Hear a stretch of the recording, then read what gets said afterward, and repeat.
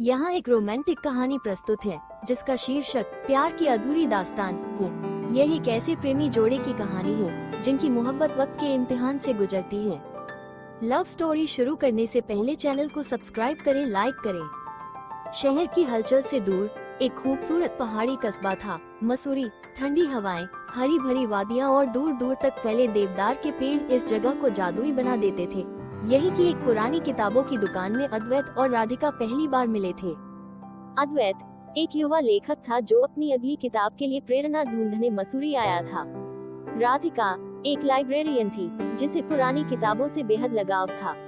एक दिन जब अद्वैत उस किताबों की दुकान में एक दुर्लभ किताब की तलाश कर रहा था, तब राधिका ने उसकी मदद की। पहली मुलाकात में ही दोनों के बीच एक अनकहा रिश्ता बनने लगा। अद्वैत और राधिका की मुलाकातें बढ़ने लगी। दोनों घंटों तक साहित्य, प्रकृति और जीवन के बारे में बातें करते। अद्वैत को राधिका की मासूमियत और किताबों के प्रति उसका प्रेम भा गया। दूसरी तरफ राधिका को अद्वैत के सपनों की दुनिया और उसकी गहरी सोच ने आकर्षित किया। धीरे धीरे ये दोस्ती प्यार में बदल गई। एक दिन अद्वैत ने राधिका को पहाड़ की चोटी पर बुलाया। वहाँ से पूरा मसूरी दिखता था। सूरज की किरणें पहाड़ों पर पड़ रही थी। ठंडी हवा दोनों के चेहरों को छू रही थी। अद्वैत ने घुटनों पर बैठकर कहा, राधिका, तुम मेरी कहानियों की नायिका बन चुकी हो। क्या तुम मेरी जिंदगी की भी नायिका बनोगी? राधिका की आंखें खुशी से चमक उठी।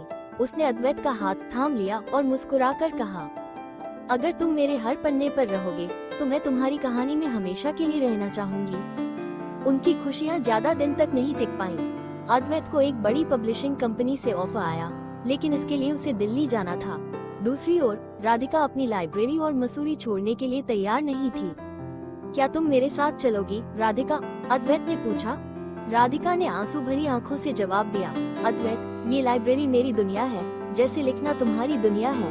मैं तुम्हें रोकूंगी नहीं, लेकिन मैं यहाँ से नहीं जा सकती। दिल भारी था, लेकिन अद्वैत चला गया। राधिका हर दिन उसकी यादों में खोई रहती, जबकि अद्वैत की किताबें बेस्टसेलर बनने लगी, लेकिन कोई भी सफलता उसे अधूरा महसूस कराती थी। 5 साल बीत चुके थे। एक दिन अद्वैत को पता चला कि राधिका अब उस पुरानी किताबों की दुकान में काम नहीं करती। वो तुरंत मसूरी लौट आया। जब वो लाइब्रेरी पहुंचा तो देखा कि अब वहां एक नया व्यक्ति काम कर रहा था। राधिका कहाँ है? अद्वैत ने बेचैनी से पूछा। उस व्यक्ति ने बताया कि राधिका अब इस दुनिया में नहीं थी। 1 साल पहले वो एक दुर्लभ बीमारी से चल बसी थी। अद्वैत की आंखों से आंसू बहने लगे। वो उस पहाड़ी चोटी पर पहुंचा जहां उसने राधिका को प्रपोज किया था। हवा में उसकी हंसी गूंज रही थी। किताबों के पन्ने जैसे उसकी कहानियों की खुशबू लिए उड़ रहे थे। अद्वैत ने अपनी डायरी खोली और आखिरी पन्ने पर लिखा, कुछ कहानियां अधूरी रहकर ही अमर हो जाती हैं। राधिका, तुम मेरी सबसे खूबसूरत कहानी हो जो कभी खत्म नहीं होगी।